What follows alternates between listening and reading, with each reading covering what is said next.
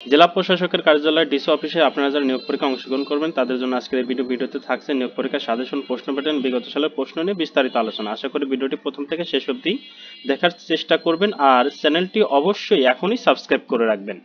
তার আগে একটি কথা বলে রাখি, স্বল্প সময়ে ভালো প্রস্তুতি চাইলে ডিসি অফিস জব রিভিউ এই বইটি পিডিএফ আমাদের কাছ থেকে সংগ্রহ করে নিতে পারেন। পিডিএফ মূল্য মাত্র 40 টাকা। যারা নিতে চান তারা স্ক্রিনশট দিয়ে এই নাম্বারে এটা পাঠিয়ে দেন, তাদের পিডিএফটি পাঠিয়ে দেওয়া হবে। যারা নিতে চান তারা হোয়াটসঅ্যাপের মাধ্যমে একটু যোগাযোগ করেন।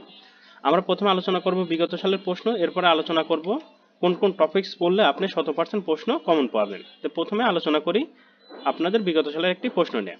সময় দেওয়া হয় 60 মিনিট, 70 মার্কের পরীক্ষা থাকে। বাংলায় যে টপিকসগুলো থেকে পরীক্ষায় প্রশ্ন এসেছিল, সন্ধি বিচ্ছেদ করুন।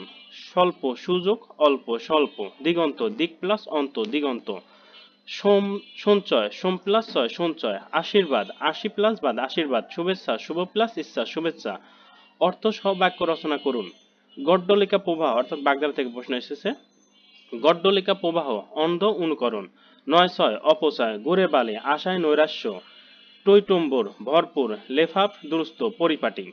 এক কথায় প্রকাশ করুন। একই সময়ে, যুগপুত্র, যার উপমা নেই, অনুপম, জয়ের জন্য উৎসব, জয়ন্তী, দমন করা যায় না যা, অদম্য, ইতিহাস বিষয়ে অভিজ্ঞ যিনি, ইতিহাস বেত্তা, স্মার্ট বাংলাদেশ বিষয়ে একটি অনুচ্ছেদ লিখুন। শূন্যস্থান পূরণ করুন।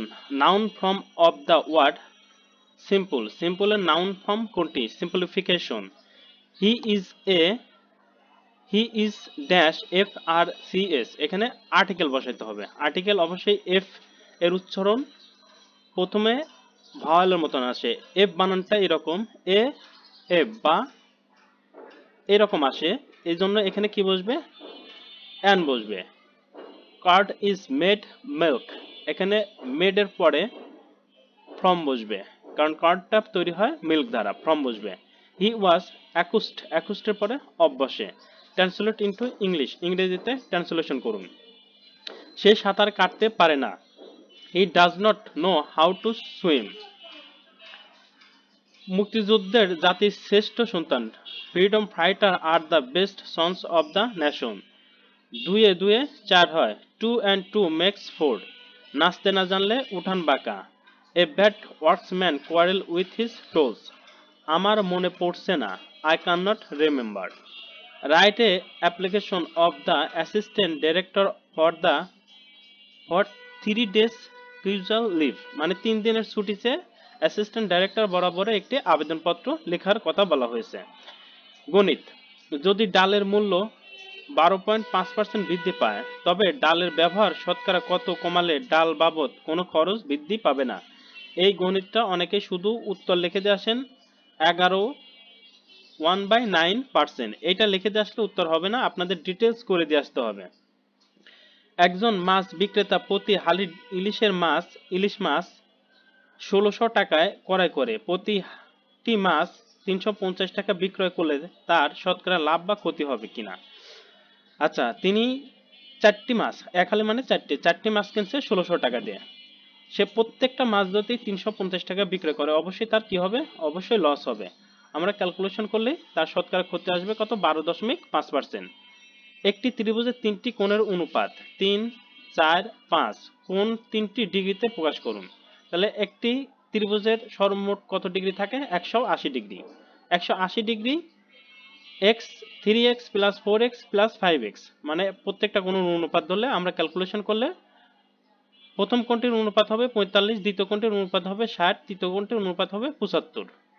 একটি গাছের পাতাদেশ থেকে 75 মিটার দূরে অবস্থিত কোন বিন্দুর গাছের শীর্ষে উন্নতি 30 ডিগ্রি হলে গাছের উচ্চতা কত? আমরা ক্যালকুলেশন করলে উত্তর পাবো 25 × √3 মিটার। এবার আসি সাধারণ জ্ঞান। বঙ্গবন্ধু শেখ মুজিবুর রহমান কত সালে কত তারিখে জন্মগ্রহণ করেন? এখন আর এইসব প্রশ্ন আসবে না, বঙ্গবন্ধু রিলেটেড প্রশ্ন আগে যা এসেছে এখন আর আসবে না। বাংলাদেশের সাথে সীমান্ত রয়েছে এমন 2টি দেশের নাম লিখুন। ভারত ও মায়ানমার। MRT এর পূর্ণরূপ কি? Match repeat transit. জাতীয় বস্ত্র দিবস কত তারিখে পালিত হয়? 4 ডিসেম্বর। বাংলাদেশের জাতীয় পতাকার ডিজাইনার কে? কামরুল হাসান। বিশ্ব বাণিজ্য সংস্থার সদর দপ্তর কোন দেশে অবস্থিত? জেনেভা, সুইজারল্যান্ডে। বাংলাদেশকে প্রথম স্বীকৃতি দানকারী দেশ কোনটি? ভুটান। পদ্মা সেতুর দৈর্ঘ্য কত? 6.15 কিলোমিটার। ইউরোপীয় ইউনিয়নের একক মুদ্রার নাম কি? ইউরো। বীরশ্রেষ্ঠ নূর মোহাম্মদ কোন সেক্টরে যুদ্ধ করেছিলেন? 8 নং সেক্টরে যুদ্ধ করেছিলেন।